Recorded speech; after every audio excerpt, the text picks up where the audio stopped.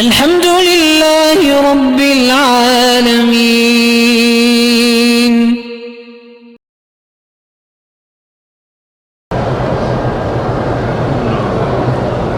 میری بیوی میری بہن کو ہڈی میں تکلیف ہے، نماز میں مسئلہ ہوتا ہے تو بیٹھ کے آپ پڑھا کریں، کرسی پہ بیٹھ کے پڑھیں.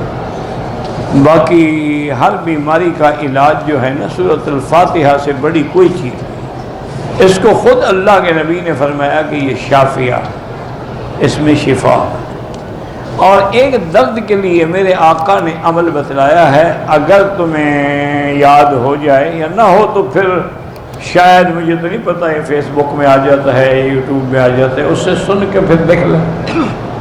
حضور نے فرمایا ہے کہ جس جگہ درد ہونا پہلے درود شریف پڑھو 3 دفعہ نماز والا، جہاں بھی درد ہو، پھر اسی جگہ اپنا دائیں ہاتھ رکھو اور کہو بسم اللہ بسم اللہ بسم اللہ، اعوذ بعزت اللہ وقدرتہ من شر ما اجد واحاذر.